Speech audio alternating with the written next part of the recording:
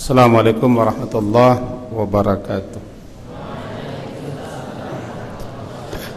Assalamualaikum warahmatullahi wabarakatuh. Bismillah walhamdulillah wassalatu wassalamu ala rasulillah. Ringkas saja. Alhamdulillah illadzi anzala ala abdi al-kitaba pertanyaan yang wa lam yaj'al lahu iwaja. Asyhadu an la ilaha illallah wa la syarika lah. Asyhadu anna Muhammadan nabiy pada amma ba'du. Dan ada juga yang segala puji bagi Allah yang telah memberikan kita nikmat yang tak terhitung. Kita coba menjawab ringkas. Salam kepada Nabi kita Muhammad sallallahu alaihi wasallam dengan tanpa menyuruh berdiri kepada yang biasa seperti biasa. Yang pertama kita memuliakan pimpinan Umi, apalagi kebanyakan perempuan tidak mau berdiri, malu dia dilihat wajahnya. Yang pertama kita mulia, yang kita hormati. Sementara ada juga yang mau berdiri dan dilihat wajahnya. Kepada Putra Putri, Kepala Tapi untuk hari ini menghemat waktu, serta guru-guru yang jadi pada hari ini. Silakan yang bertanya serta yang saya megahkan Putra Putri Yabi Center. Hanya menyebutkan nama orang saja sebab hari ini Sabtu tanggal 2 Maret 2024 kita bertemu lagi di Hari Abi. Hari Abi bagi ilmu. Boleh bertanya, Abi menjawab. Apa hukum salat 40 hari? Ini ada pertanyaan yang dimulai oleh tim Hari Abi. 10 hari sebelum bulan Ramadan dan berakhir sehari sebelum Lebaran. Ini pertanyaan daripada putri yang mau disebutkan namanya. David Unata Arianza Gibran Al-Faridi Al-Ghifari 8D. Assalamualaikum Abi. Ada yang bertanya Abi, apakah sah puasa kita dalam apabila hadis Nabi kita makanan yang menempel di gigi saat ada dijumpai setentangan arba'in. Yang kedua, dari Sayyidina Maulana Safi antara lain hadis itu diriwayatkan oleh Imam Tirmidzi. Assalamualaikum Abi. Anak ingin bertanya Abi, apabila puasa kita rusak dengan perbuatan yang besar bagaimana cara memperbaiki puasa kita yang rusak Abi? Fi jama'ati yudriku. Yang ketiga, dari Imam Al-Batrik ke 7F.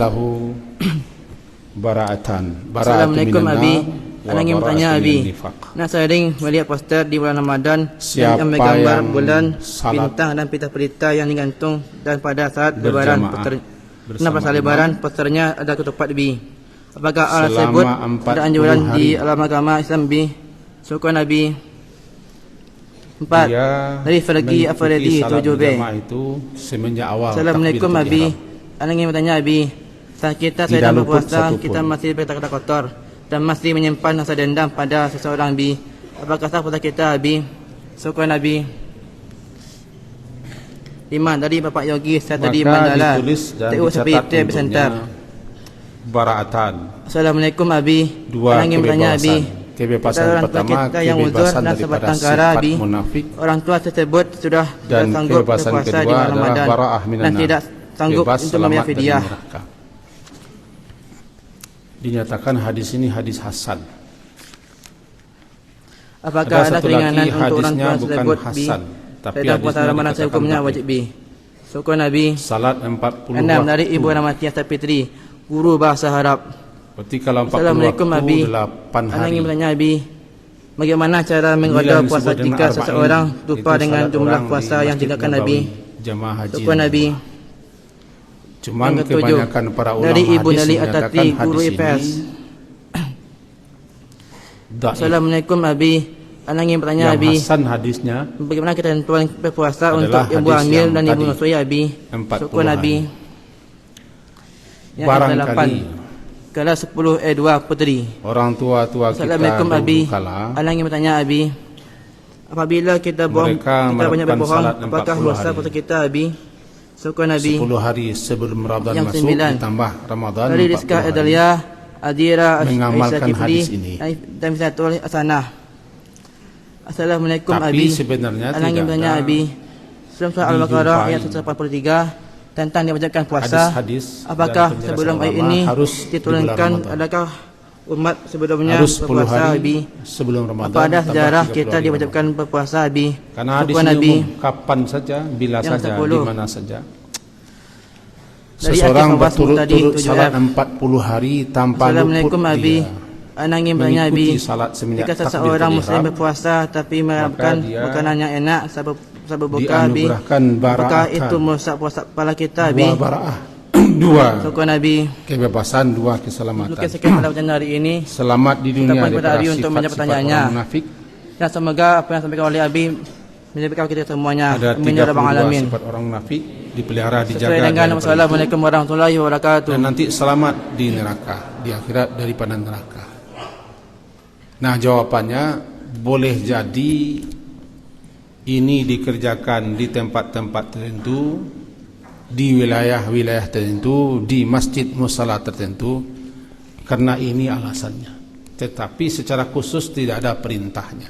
Jangan mendekat-dekat. Biasanya yang mengamalkan ini adalah orang-orang atau ulama-ulama yang berhaluan berpahamkan tarikat. Dan ini terdapat di pelosok-pelosok. Barangkali itu pula yang dipakai, diamalkan oleh orang yang suluk 10 hari sebelum Ramadan masuk, dia sudah berada di musala di surau suluk.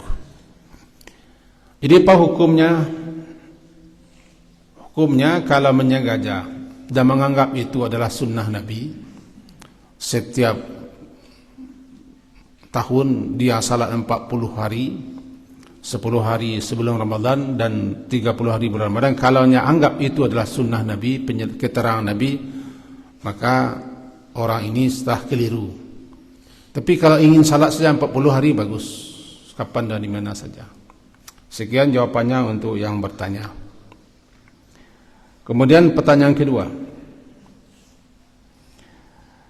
mana yang benar tentang turunnya Al-Quran, nuzulul Quran? Populer di negara kita tanggal 17 Ramadan. Sementara Lailatul Qadar itu turunnya Al-Quran adalah di bulan Ramadan. Bahkan Lailatul Qadar itu adanya di malam-malam ganjil 10 terakhir. 21, 23, 25, 27, 29. Besar kecenderungannya 27 dan 29. Turun Al-Quran pertama kali. Sementara di negara kita diperingati turunnya Al-Quran, nuzulul Quran itu tanggal 17 Ramadan. Mana yang benar? Itu tanyanya. Dulu Kementerian Agama Republik Indonesia, beliau yang berwenang menentukan itu, mengambil pendapat dan pemahaman ahli sejarah Ibn Ishaq, di mana beliau ini memahami nuzul Al-Quran itu 17 Ramadan. Pendapat ini dianut, dipahami oleh sebagian ulama-ulama bermazhab Syafi'i. Maka dulu di Indonesia pendapat ini yang dipegang. Kemudian dijadikan sebagai peringatan setiap tahun. Padahal Lailatul Qadar itu adalah di malam-malam ganjil 10 terakhir. Lalu manakah yang benar? Yang benar wallahu a'lam. Karena kita tidak ada yang hidup semenjak zaman Nabi. Paling hanya kita jumpai sejarah-sejarah, riwayat-riwayat dan hadis-hadis. Besar sekali kemungkinan kecenderungannya, dan itu yang lebih kuat. Lailatul Qadar itu di 10 akhir Ramadan. Dan Al-Quran diturunkan di malam Qadar pertama kali, sekaligus dari langit, dari Lauh Mahfuz ke langit dunia. Kemudian dari langit dunia ke Nabi Muhammad diawali dengan Iqra 5 ayat di Lailatul Qadar, tepatnya di malam ganjil 10 terakhir. Pastinya wallahu a'lam, bisa 27, bisa 29, bisa 25. Tentang 17 Ramadan apakah nuzul Al-Quran? Iya, menurut pendapat ulama-ulama yang berpahamkan seperti itu di Indonesia. Itu jawaban ringkasnya. Yang tepat wallahu a'lam, tapi yang dicenderungi, yang lebih agak kuat turun Al-Quran itu di malam qadarnya adalah malam-malam ganjil di 10 akhir Ramadan. Ya, ini untuk para putri. Yang menekur bangunkan, saya tidak izinkan tidur ini. Tidur. Saya saja jam 2:30 sudah bangun, belum tidur lagi. Tidur.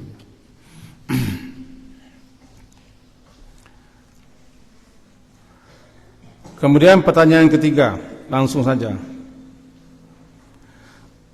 Apa hukum bersuntik saat puasa? Boleh kalau suntik itu obat, asalkan jangan kekerongkongan suntiknya. Tapi kalau suntik ke sini berisi makanan, batal puasa. Atau suntik impus, dia tidak puasa. Orang berimpus tidak puasa. Dia saja sakit.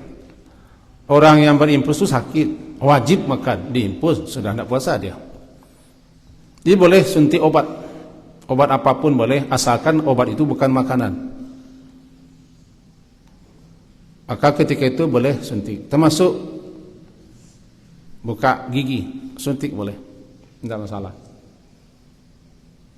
Ini jawabannya ringkas saja. Boleh berinjeksi suntik di bulan Ramadan, berobat, asalkan jangan isinya berupa makanan dan masuk ke kerongkongan. Yang keempat, apa benar kalau kita takbiran di hari selain Lebaran atau selain malam takbiran membuat mayat dalam kubur menangis? Tidak dapat saya membenarkan, karena saya tidak tahu. Belum ketemu, belum saya jumpai, bahkan kali ini yang Abi baru dengar pertanyaan ini dan penjelasan ini, bahwa bila kita bertakbir di luar bulan Ramadan atau di luar hari Lebaran, lalu mayat menangis di dalam kuburnya. Belum dapat keterangannya, tapi saya akan cari, saya akan tanya. Ilmu saya tidak sampai ke situ, dimaafkan saja. Ya, Putri. Kemudian yang keenam, apa hukum salat tarawih? Bacaannya cepat-cepat, bertali bersambung-sambung. Salat itu kita diperintah khusyuk. Walladzina hum fi salatihim khashi'un. Khusyuk. Khusyuk itu antara lain bacaan Nabi ketika itu tartil, tidak terburu-buru, tidak kencang-kencang, tidak bertali-tali. Nabi kalau baca Fatihah itu seakan mengeja, berhenti setiap satu ayat. Misalnya dibaca Al-Fatihah, Alhamdulillahi Rabbil Alamin, berhenti. Ar-Rahmanir Rahim, berhenti. Masing-masing Al-Fatihah kita dijawab oleh Allah. Ketika seorang hamba membaca Alhamdulillah, jawaban Allah, Hamidani Abdi. Ketika membaca Ar-Rahman Ar-Rahim, jawaban Allah, Asna alayya Abdi. Ketika si hamba membaca Maliki Yaumiddin, jawaban Allah, Majjanani Abdi. Begitu seterusnya. Maka salat apapun kita disuruh untuk khusyuk. Di samping khusyuk, tumakninah. Salat yang terima adalah salat yang khusyuk. Lalu sahkah orang salat yang terburu-buru membaca ayat bertali-tali dalam tarawih? Sah tidak sah, kita hanya bisa mengatakan jika dia telah memenuhi syarat-syaratnya dan dia telah melaksanakan ruku-rukunya yang 13, secara hukum sah. Cuma apakah diterima oleh Allah? Diterima, tidak diterima urusan Allah. Cuman karena salat itu tujuannya untuk beribadah kepada Allah, di samping berkomunikasi, berdialog, memohon, meminta, mengadu, curhat kepada Allah, maka salatlah dengan tenang, perlahan, tidak terburu-buru, bacaannya dipahami, dan bacaannya jelas, bersih, terang, tidak saling bersambung satu sama lain. Ini jawaban Nabi saja, karena memang di tempat-tempat tertentu hanya demi mencapai target supaya salatnya bisa sekian rakaat. Untuk tercapai target, maka jadilah bacaannya disambung-sambung. Al-Fatihah itu biasanya satu kali saja baca. Ya, Ustaz Jumadi, tidak salah ya? Satu kali ya, disambung sampai berarti waladhdallin, amin. Kemungkinan kekhusyukannya tidak tercapai, wallahu a'lam. Tapi yang jelas, karena salat itu adalah beribadah, Kita disuruh beribadah itu khusyuk, konsentrasi. Kita disuruh beribadah itu dengan penuh kecintaan dan kesadaran, penuh penghambaan, bukan mencapai target. Sekian jawabannya. Satu lagi pertanyaannya tidak perlu dijawab.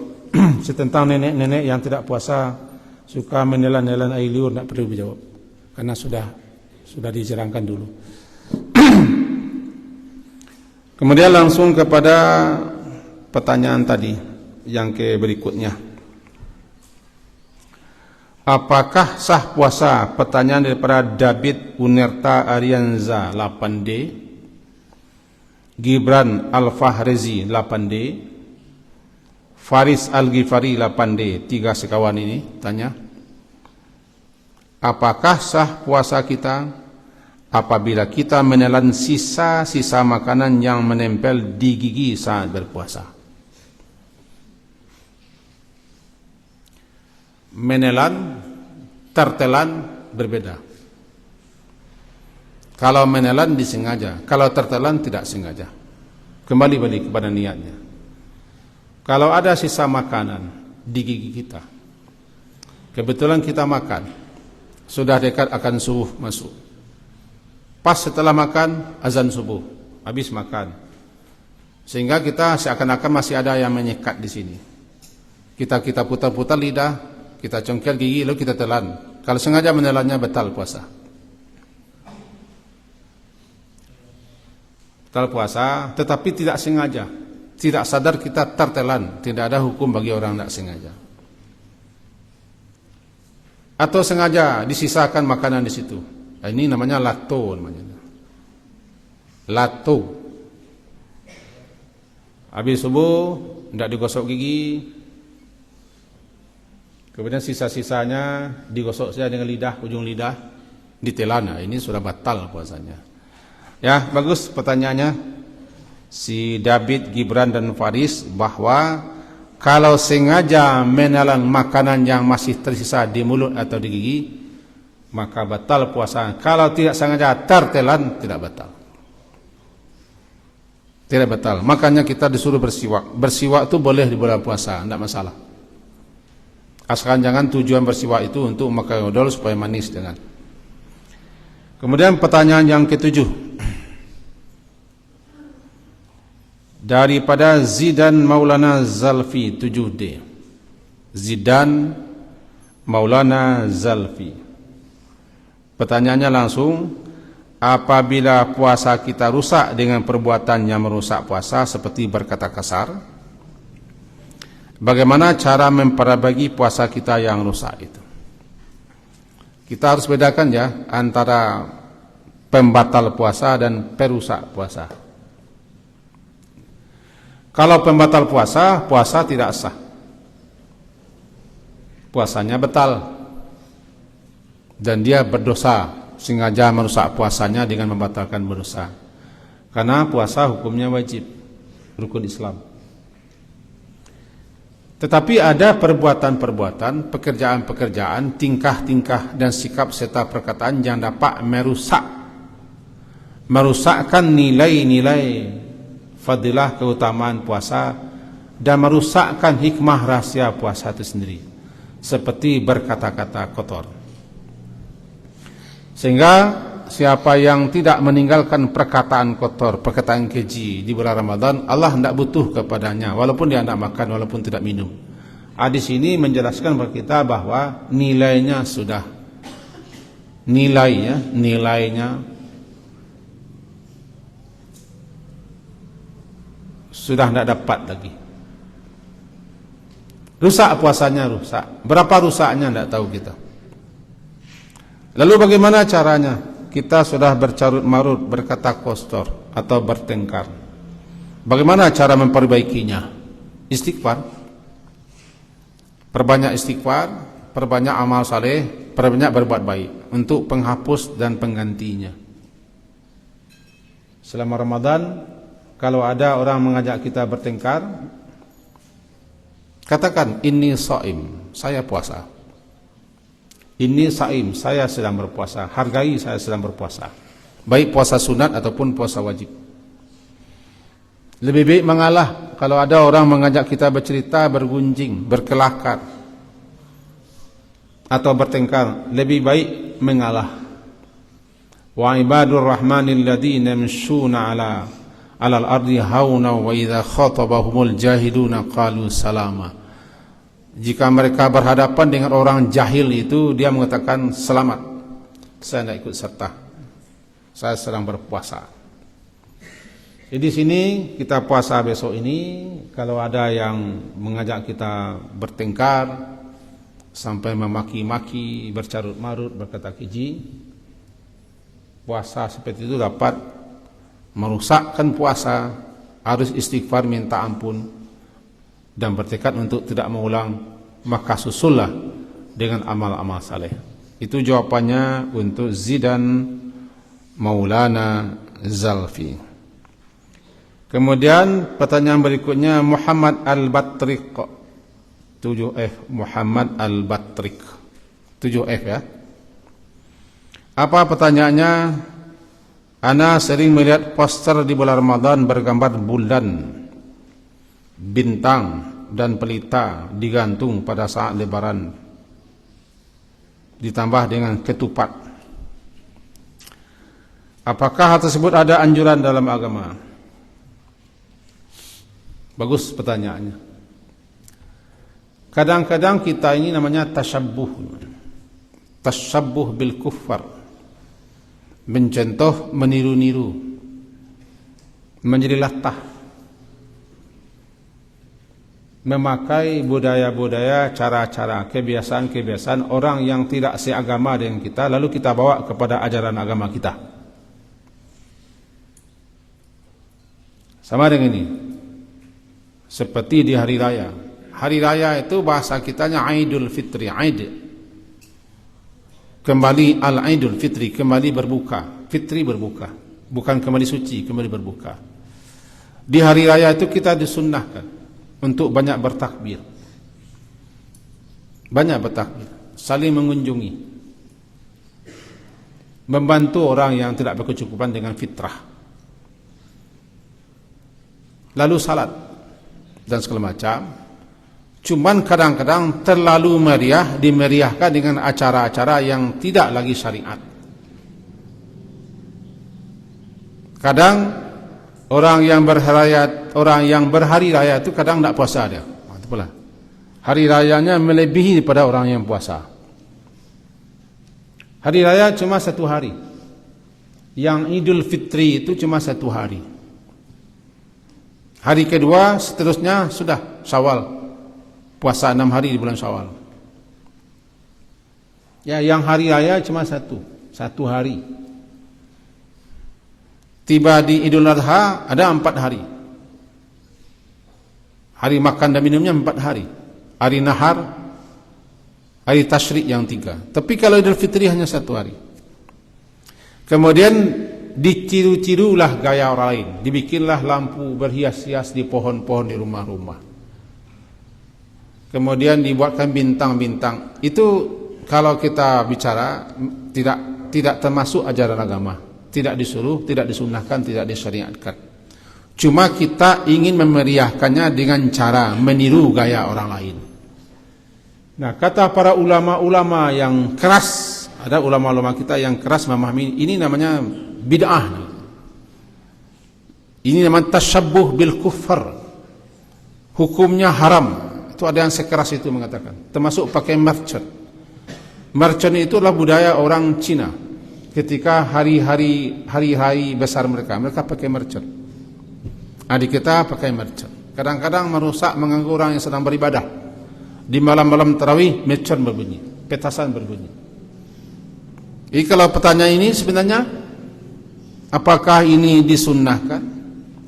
Apakah ini ada anjuran agama? Jawabannya tidak ada anjurannya. Tidak disyariatkan, tidak disunnahkan, bahkan diingkari oleh sebagian ulama.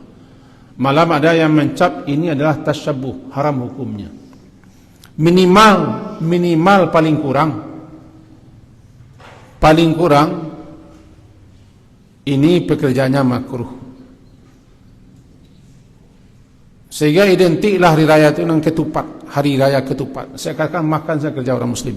hari raya ketupat. Tiba di agama lain namanya hari raya lilin. Lilin itu sifatnya mencahaya menerang. Di kita lambung ke saja. Nah, seakan-akan kaum muslimin orang yang lapar. Jadi kalau tidak paham kita terjebak dengan cara orang. Jawabannya seperti itu tadi kepada yang bertanya Al-Batrik, Muhammad Al-Batrik. Tidak disunnahkan, tidak disyariatkan, tidak berpahala. Paling hanya menurunkan perasaan bergembira. Apakah berdosa? Ini berbeda. Minimal makruh. Atau buang-buang uang. Atau meniru-niru gaya orang. Itu jawaban untuk Muhammad Al-Batrik. Lanjut. Firji Fahrezi 7B. Saat kita sedang berpuasa, kita masih berkata-kata kotor dan masih menyimpan dendam pada seorang. Apakah sah puasa kita? Jawabannya yang tadi juga. Saat kita berpuasa, kita berkata kotor, bercarut marut, kata-kata tidak senonoh. Apakah sah puasa kita atau masih menyimpan permusuhan dendam kesumat? Kita bagi dua nih. Yang pertama, laisal mu'min bitta'an walal la'an walal fahish walal badhi. Orang mukmin itu bukanlah orang yang suka mencaci cela dan mencerca, at-ta'an. Orang mukmin itu bukanlah la'an, orang yang suka mengutuk, melaknat, sumpah serapah. Orang mukmin itu bukanlah orang yang fahish, suka berkata keji. Orang mukmin itu bukanlah orang yang badhi, suka berkata kotor, berkata tidak senonoh, berkata hal-hal yang menjurus kepada birahi. Bukan. Laisal mu'min, bukanlah mukmin yang sempurna seperti ini. Lalu dilakukan itu di bulan Ramadan, di bulan puasa. Jelas puasanya sangat rusak. Berarti puasanya tidak mampu mengendalikannya, menahan seperti itu, rusak puasanya. Lalu bagaimana kalau kita masih dendam, masih bermusuhan? Dihalalkan, dibolehkan, dikasih toleransi, tidak bertegur sapa hanya 3 hari. Lewat 3 hari haram. Allah menerima amal ibadah harian dan mingguan, serta bulanan dan tahunan. Amalan mingguan dilaporkan kepada Allah, walaupun Allah itu maha tahu, tidak butuh laporan, oleh malaikat Senin dan Kamis. Maka lalu Allah terima amalan-amalan dan Allah ampunkan dosa-dosa, kecuali dosa orang yang ada syahna, dia masih ada permusuhan, dendam kesumat dengan saudaranya sesama muslim. Maka ketika itu ampunannya tertunda. Selagi seseorang bermusuhan, selagi seseorang tidak berbaikan, tidak bertegur sapa dengan sesama saudara muslim, selama itu pula Allah tidak akan mengampuni dan memaafkan salahnya. Kita puasa masih ada sifat itu, dendam itu, sakit hati. Bulan puasa bulan ampunan, maghfirah. Allah memaafkan segala macam salah dan dosa. Kita baca amalan di bulan puasa, Afuun Karim. Lalu kita masih dendam, masih sakit hati, masih bermusuhan, tentu saja ampunan dosanya tertunda. Pemaafan yang Allah berikan tidak ada, karena dia sesama diri sendiri pun saling berdendaman, berkesumat. Barangkali itu makanya kita melihat, menyaksikan orang-orang suka meminta maaf kepada orang akan puasa. Karena orang akan puasa, mari kita saling bermaafkan. Barangkali itu alasannya. Bulan puasa, bulan ampunan, Allah Maha Pengampun. Harapan kita mudah-mudahan dosa kita diampunkan Allah. Tetapi Allah tidak akan mengampunkan dosa seseorang selama seseorang itu masih berdendaman, masih bersakit hatian, bermusuhan dengan orang lain. Ditunda ampunan dosanya. Untuk itu pertanyaan daripada si Firji ini bagus. berkata kotor, bercarut marut, merusakkan puasa. Puasanya rusak, dia berdosa. Kemudian dia bermusuhan, berdendaman, ampunan dosanya tidak diperoleh pada puasa bulan ampunan. Kemaafan daripada Allah ditunda sampai hatta yastaliha, sampai dia dengan saudaranya berbaikan kembali. Itu jawaban untuk Firji. Kemudian langsung saja ya, Bapak Yogi Satri Mandala. Oh, Pak Yogi, Pak TU kita, tanya beliau, keadaan orang tua yang uzur. Ada orang tua yang uzur, sudah tua, sebatang kara lagi. Orang tua tersebut sudah tidak sanggup berpuasa karena saking tuanya, juga tidak sanggup berfidyah.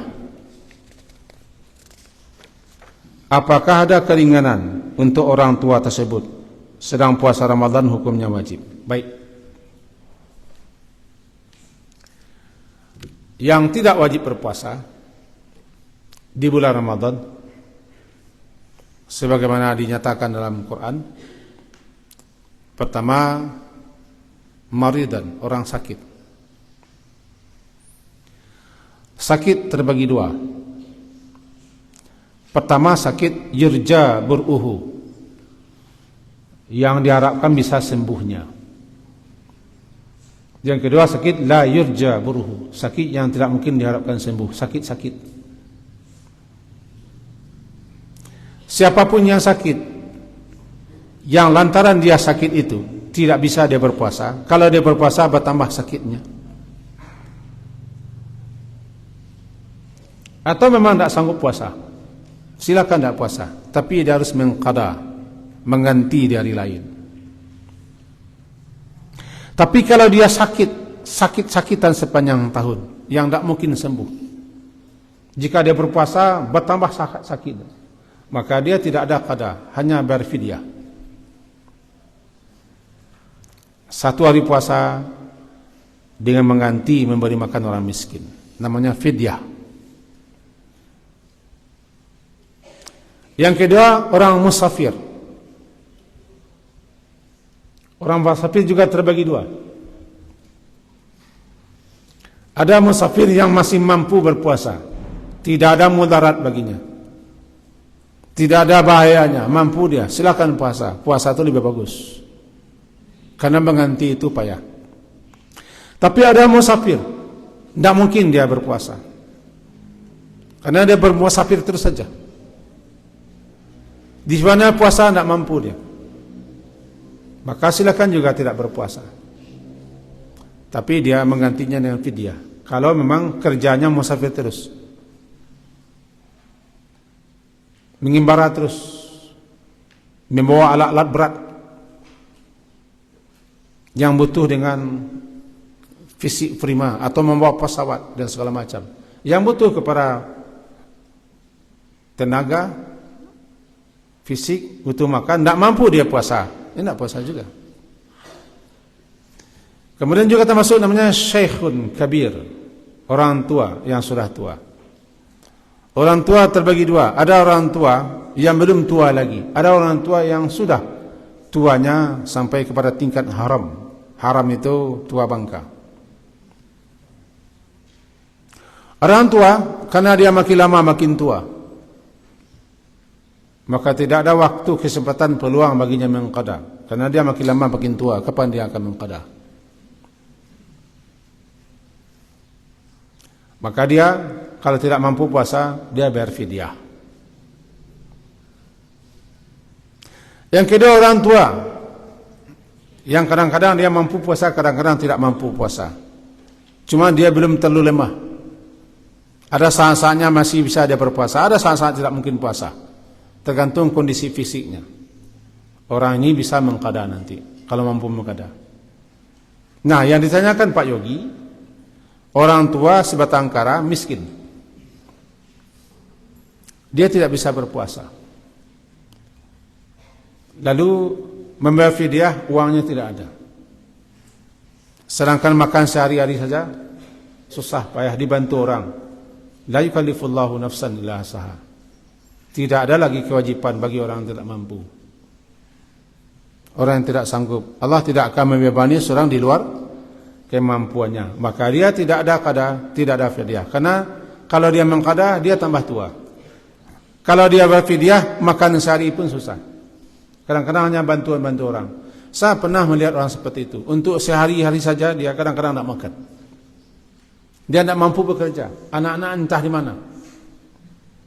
Anak-anak jauh entah di mana, tidak pulang-pulang. Maka dia hanya hidup dibalas kasihan orang. Kadang-kadang makan, kadang-kadang tidak. Jangankan untuk berfidyah, makan saja tidak. Kita syukur ini, kita masih bisa makan. Maka orang tua yang seperti ini tidak ada puasa. Fidyah, karena dia mampu tidak ada fidyah. Maka orang tua seperti ini disuruh saja banyak-banyak beramal saleh, banyak berbuat kebaikan sesuai dengan kemampuannya. Orang inilah yang wajib dikasih fidyah dan dikasih zakat dan bantuan. Ya Pak Yogi? Itu Pak Yogi kita bertanya. Kemudian Ibu Rahmatia Safitri, guru bahasa Arab. Oh ya. Ibu Rahmatia bertanya, bagaimana cara mengqada puasa jika seseorang lupa dengan jumlah puasa yang ditinggalkan di oh ya. Ini khusus untuk orang-orang perempuan yang belum tua. Semuanya pasti dia akan mengqada puasa, karena dia punya suatu kebiasaan yang sudah fitrah, itu datang haid. Kadang-kadang di masa-masa muda dulu, karena malas untuk mengqada, bertumpuk-tumpuklah dia, tidak ingat. Kemudian sadar, rupanya kita dulu belum menghentikan banyak puasa. Dan tidak ingat lagi entah berapa puasa yang belum diqada. Maka ketika itu segala puasa-puasa sunatnya dialihkan untuk mengqada. Dia harus memperkirakan kira-kira berapa, sesuai dengan kemampuannya mengingat kira-kira berapa. Maka bayarlah qada puasa itu dulu sekira-kira berapa yang dia anggap dulu tidak puasa. Andaikan kurang, dia sudah ingat tetapi kurang, misalnya puasanya dulu batal sampai sekian puluh hari diusahakannya, menurut pendapatnya dia puasa dulu tidak puasa sampai 25 hari, diganti 25 hari, padahal lebih 25 hari. Maka itulah gunanya salat puasa sunat, penambal, penumbuk, penyempurna puasa-puasa fardu kita yang tidak ingat kita lagi berapa yang telah kita tidak qada. Maka niatkanlah semua puasa-puasa sunat itu untuk mengqada. Rasa-rasanya sudah cukup, maka kembali niatnya puasa sunat. Termasuk orang yang sakit. Habis sampai sekarang tidak ingat. Dulu waktu di Makkah selama sebulan penuh di bulan Ramadan, di puncak-puncak malam terakhir sakit seminggu sampai masuk rumah sakit. Tidak bisa salat ke Masjidil Haram, bahkan salat duduk. Puasa juga tidak, karena sakit luar biasa. Sampai dimasuk ke rumah sakit, tidak puasa. Lalu tidak ingat lagi, entah sudah diganti entah belum, entah sudah diqada entah belum, entah berapa gerangan, lupa. Maka ingat kita kepada penjelasan ulama. Puasa sajalah, puasa sunat, niatkan untuk mengqada. Andaikan sudah terbayar, maka puasa sunat itu jatuh kepada sunat lagi. Ini jawaban Nabi kepada Ibu Rahmatia dan kepada para perempuan umumnya. Cobalah ingat berapa puasa yang belum diganti. Lalu puasa-puasa sunat yang biasa dikerjakan Senin Kamis, niatkan untuk mengqada puasa yang tertinggal. Andaikan rasanya sudah terganti tapi belum sebenarnya, maka puasa-puasa sunat yang kita lakukan setelah itu sebagai penutup kekurangan-kekurangannya. Demikian jawaban untuk Ibu Nurmatia. Semoga dapat dipahami.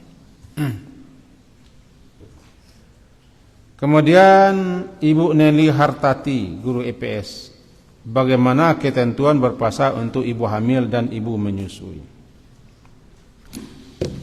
Kata Imam Hasan Al-Basri, hamil itu sakit. Bahkan sakit lebih parah daripada orang sakit biasa.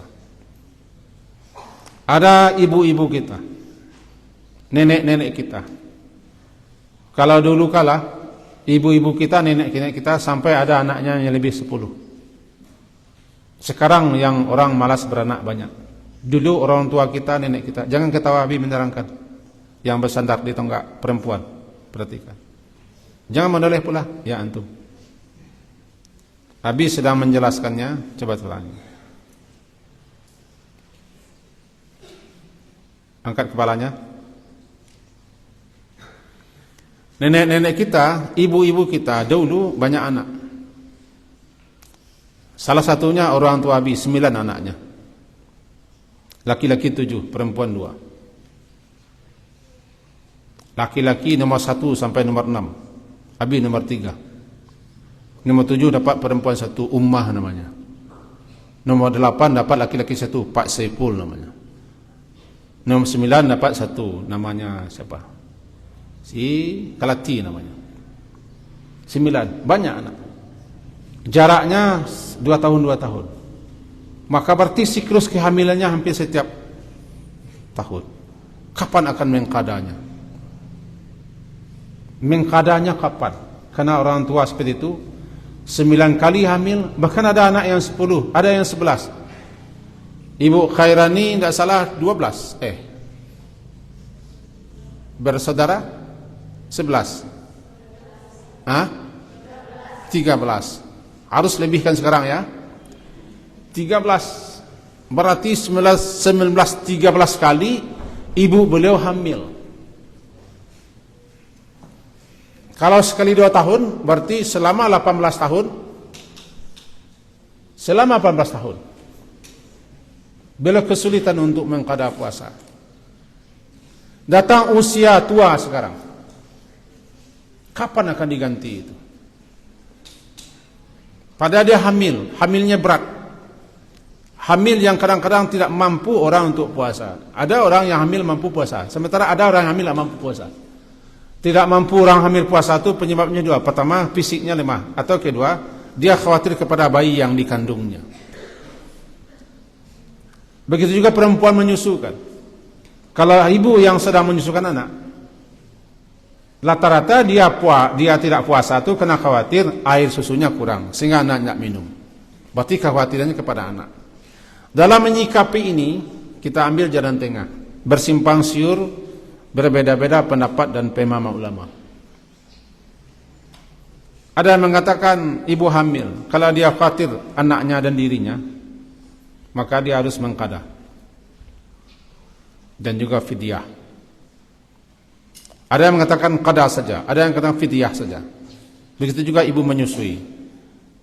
Maka kalau Abi memahaminya dari sekian banyak pelajaran-pelajaran dan pemahaman dan juga bacaan dan juga kita diskusi, Allah tidak akan membebani di luar kemampuan kita. Dan agama ini tidak sulit. Kalau perempuan yang sudahlah dia hamil, kemudian menyusukan anak, dia menanggung beban yang parah, nanti diwajibkan pula qada, lalu berfidyah, kapan akan mengqada? Tambah pula berfidyah. Maka kembali lagi kepada si perempuan.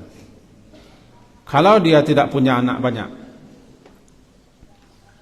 2, berarti dia kesempatan mengqada ada di lain hari. Kalau anaknya sampai 13, entah kapan akan mengqada. Sudah dicoba untuk mengqada, tidak mampu karena sudah tua.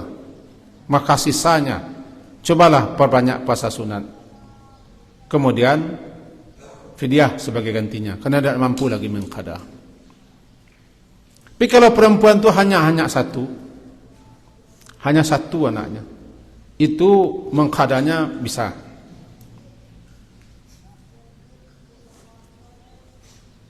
Lalu bagaimana kalau ibu menyusui? Dia tidak puasa itu lantaran apa? Sudah hamil di bulan Ramadan, lahir anak, atau hamilnya di luar Ramadan, tiba di bulan Ramadan menyusui anak, sangat syarat dengan menyusui. Tidak mampu kita puasa kurang air susu. Silahkan tidak puasa, tapi qada. Kalau tidak mampu mengqada, sudah coba mengqada tidak mampu, kena hamil lagi.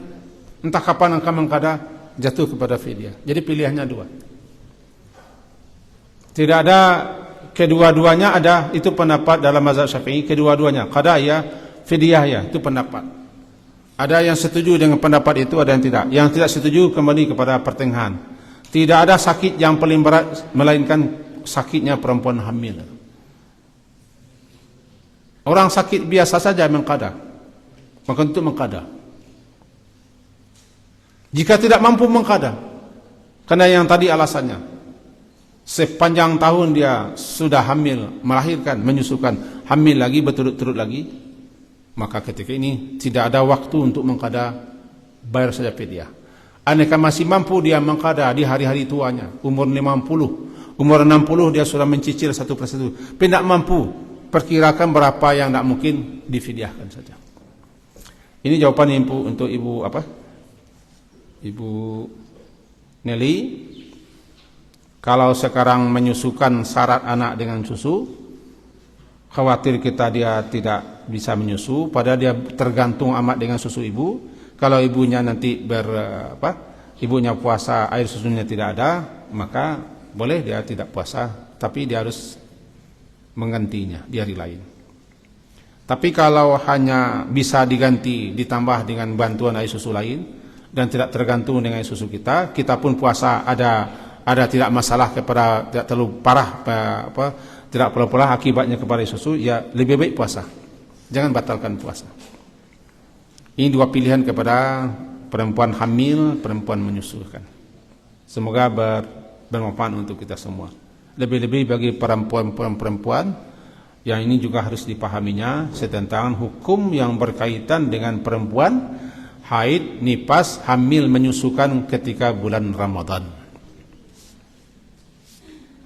Kemudian kalau kurang paham nanti silakan tanya lagi. Kelas 10 E2 Putri, apabila kita banyak berbohong apakah merusak puasa? Iya. Berdosa. Kalau suka berbohong namanya kadzdzab, para pembohong. Ini namanya dajjal. Para dajjal sebelum datang Al-Masihud Dajjal namanya. Di Indonesia dajjal-dajjal kecil ini banyak, para pembohong. Orang yang bohong, suka berbohong, dia berdosa. Bohong itu dosa besar. Banyak berbohong, banyak berdosa, puasanya rusak. Namanya qaul az-zur, perkataan bohong. Dan batalkah puasanya? Selagi tidak dia kerjakan pembatal puasa, tidak batal. Cuma dia sudah merusakkan puasa dan sudah berdosa di bulan Ramadan. Ini jawaban ringkas kepada jangan ajari diri berbohong dan jangan suka berbohong. Berbohong itu dosanya besar, tidak kecil, dosa besar. Tanda yang paling asasi bagi orang munafik adalah dusta. Jangan dianggap enteng dusta. Ini karena dianggap enteng dusta, orang suka berbohong. Banyak para tokoh-tokoh, para pemimpin bangsa ini yang suka berbohong. Karena mereka barangkali kurang menyadari, atau tidak mengerti, atau tidak beriman, atau mengerti, tapi bagaimana berbohong adalah suatu dosa besar. Dan berbohong bisa mengantarkan orang kepada neraka.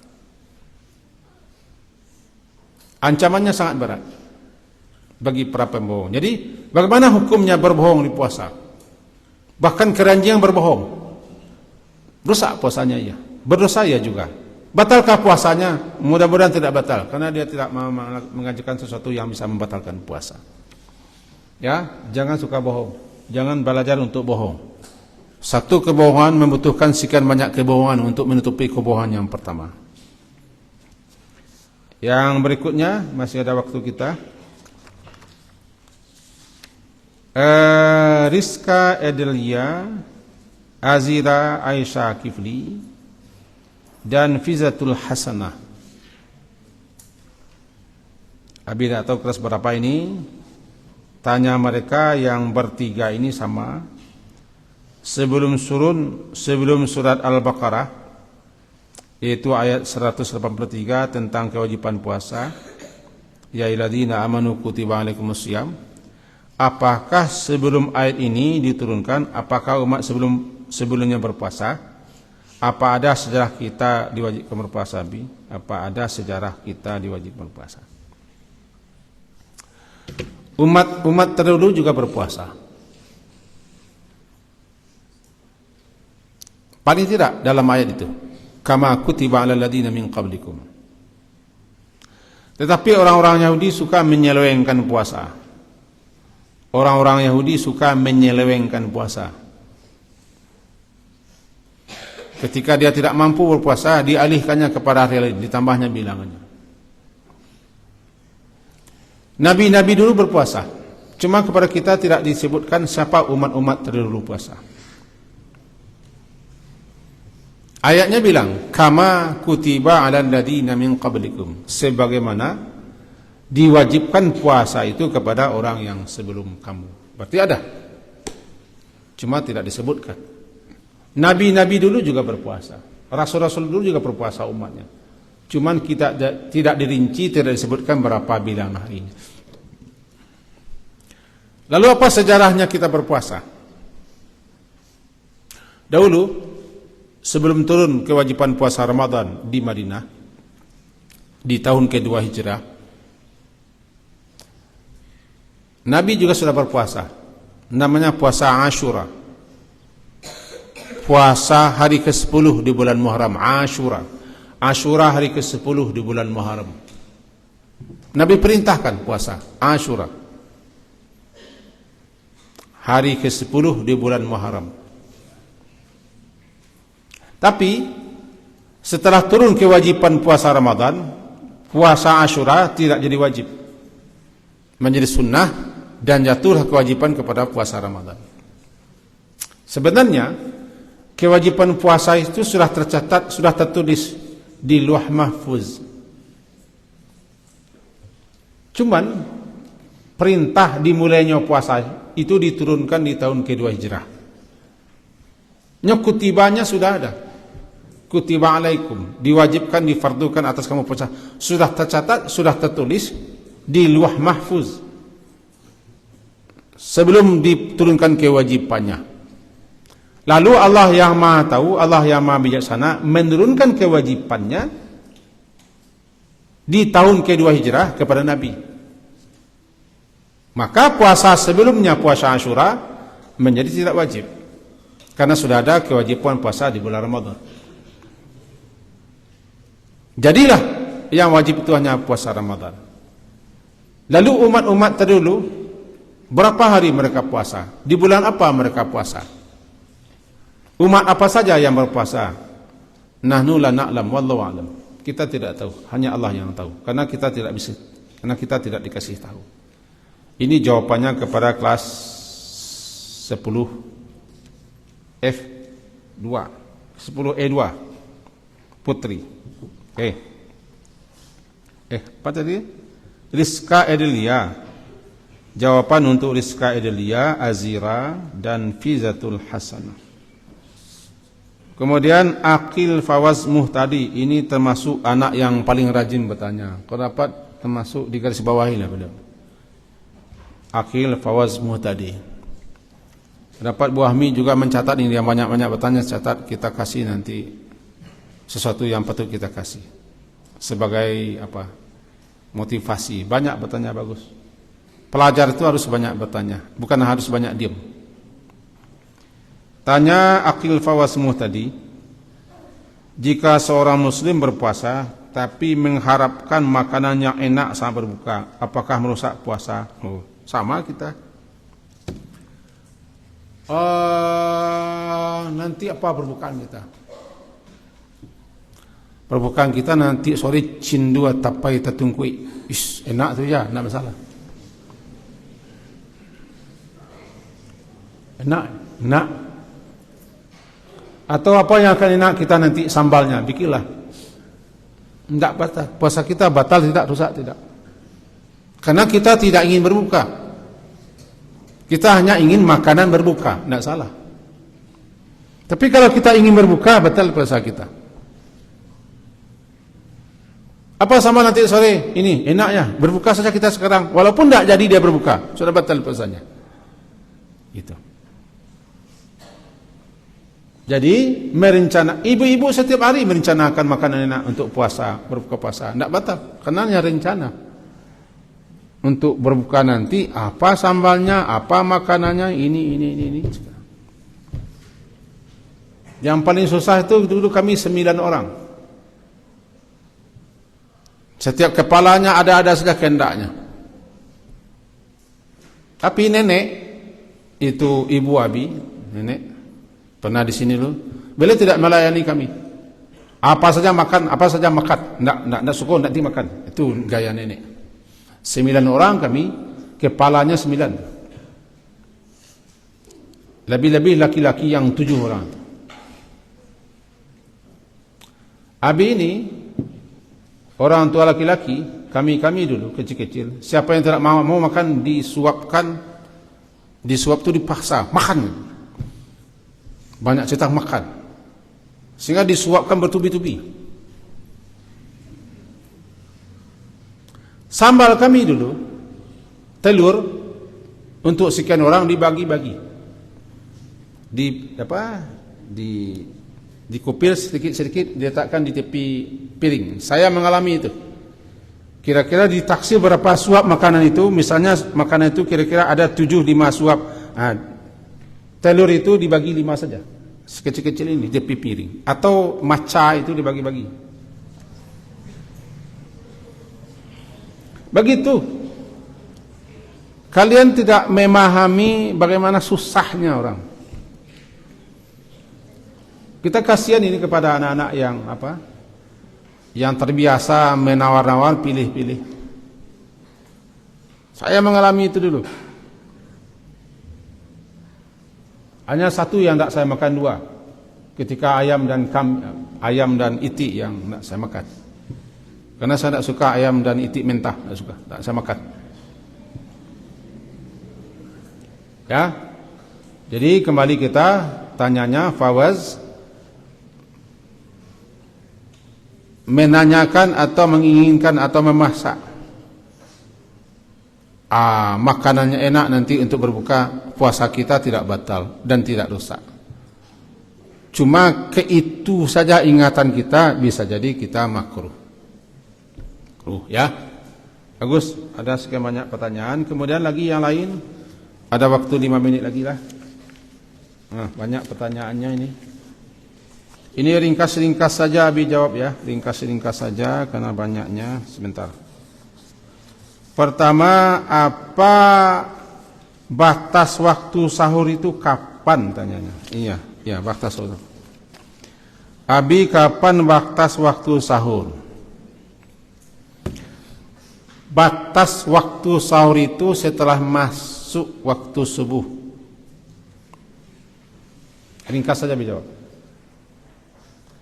Sementara sahur yang ada di imsakiyah 10 menit akan subuh, lalu dibunyikan orang serine di masjid atau di mana, itu belum lagi menahan, belum lagi imsak. Imsak sebenarnya menahan sebenarnya setelah subuh masuk, azan dikumandangkan. Maka ketika itu kita mulai menahan min tulu'il fajri. Lalu ketika serine berbunyi, apakah kita masih boleh makan? Boleh. Dengan serine-serinenya boleh dimakan. mengganggu. Itu hanyalah untuk ihtiyat, hati-hati. Karena diambil daripada hadis. Berapa perkiraan antara Nabi setelah makan dengan azan subuh atau salat? 50 ayat dibaca. Diperkirakan 10 menit. Dulu dosen kami ketika kuliah namanya Buya Iris Syekhi, gurunya hisab orang Sumatera Barat. Orang Sumatera Barat berguru kepada beliau, termasuk orang-orang sekarang yang ahli hisab. Maka beliau ketika kami tanya ketika kuliah, untuk apa gunanya Buya? Ini di kalian untuk hati-hati. Lampu kuning namanya katanya. Lampu kuning. Ya. Salah satu murid beliau yang berhasil menghisap itu Umi itu. Menghisap. Tapi setelah beliau beranak pinak, yang banyak beliau hisap habis saja. Menghitung-hitung, membilang-bilang. Beliau buat kalender, buat isyakiah. Ya, ini pertanyaan pertama saya tentang sahur. Batas waktu sahur adalah ketika waktu subuh masuk. Azan tidak azan orang, kalau masuk subuh kita mulai imsak. Imsak itu artinya menahan. Jadi yang dibuat orang datang imsak sekian, subuh sekian, yang sekian 10 menit itu belum lagi. Masih boleh makan. Siapa yang terlambat makan obat. Siapa yang belum sempat minumlah dulu. Masih ada waktu 10 menit. Dan waktu terbaik untuk sahur adalah makin dekat ke subuh. Kemudian tanya yang kedua, bagaimana kita di bulan Ramadan, apakah boleh pakai odol? Ini juga sudah odol. Odol puasa boleh, asalkan niatnya ya. Innamal a'malu binniyat. Pakai odol boleh, bersiwak, gosok gigi, asalkan niatnya jangan untuk mencicipi odol. Kalau pakai odol hati-hati. Sebaiknya jangan pakai odol kalau nak pakai hati-hati. Jadi bolehkah kita bersiwak? Boleh. Kapan kita bersiwak? Boleh. Sepanjang waktu boleh, asalkan tujuannya untuk bersiwak. Cuman dalam satu mazhab dikatakan makruh bersiwak di saat-saat tertentu di bulan Ramadan. Intinya bersiwak boleh, pakai odol boleh, tapi jangan salah niat, salah kaprah. Ya. Ada 5. 3. Kemudian ini tanyanya menyimpang, tapi kita jawab jugalah. Bagaimana hukumnya mengeluarkan mani di bulan Ramadan? Batal puasanya? Ya. Tapi andaikan tidur di siang hari keluar mani, tidak batal puasa. Jangan ketawa, ini terjadian ini. Ini kejadian pada diri kita, untuk apa kita ketawakan? Di perempuan namanya masturbasi, di laki-laki onani. Makanya di bulan Ramadan biasanya orang-orang yang tidak tinggal di pesantren di bulan Ramadan, anak-anak sekolah yang di luar, kadang mereka susah membatasinya main HP. Di luar, anak-anak sekolah di luar yang tidak di pesantren, di bulan Ramadan mereka banyak main HP, main game. Kalau main HP, main game, taruhlah ya, walaupun itu merusak, tapi yang paling parah nanti melihat tayangan-tayangan tertentu yang bisa merangsang, lalu tidak tahan keluar maninya, atau dia masturbasi atau onani, dia sudah batal puasanya karena sengaja mengeluarkan mani. Dia sudah mengkhayal untuk berjima. Tapi kalau dia mimpi tidur di siang hari, tidak masalah. Mimpi tidak bisa dibuat dan mimpi tidak bisa direncanakan. Yang bisa merencanakan mimpi adalah orang Jepang, namanya Doraemon. Dia bisa membuat mimpi. Ya, nih. Lalu malam hari, tambahannya malam hari. Bagi perempuan, ini tanyanya, lebih ringkas saja ya. Yang dia sudah berhenti datang bulanannya di tengah malam atau akan tidur,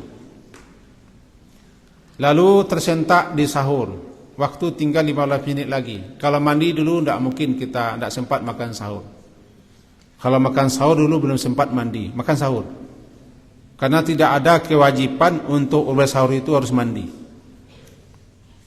Bahkan Nabi pernah, beliau mandinya setelah subuh masuk, beliau makan sahur dulu. Intinya perempuan atau siapa saja yang belum sempat mandi wajib pagi, subuh, sahur sudah sedikit waktu, silahkan makan dan minum dulu, minum obat dulu. Mandinya bisa setelah subuh masuk, karena tidak ada syarat untuk puasa itu mandi dulu. Ya, ini jawabannya. Kemudian 2 buah lagi, sudah waktu. 2 buah lagi, pertanyaannya kita pilih saja. Bagaimana hukumnya kita, apa ini? Kan kita pilih. Bagaimana hukumnya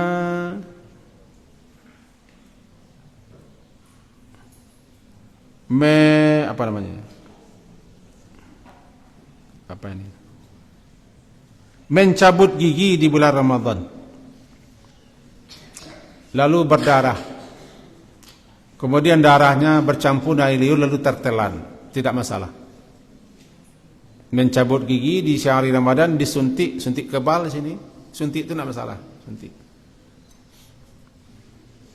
Kemudian setelah sekian lama dicabut, berdarah.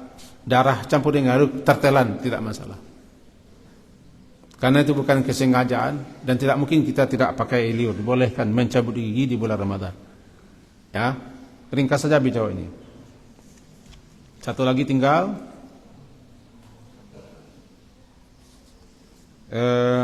Kita pilihkan satu lagi.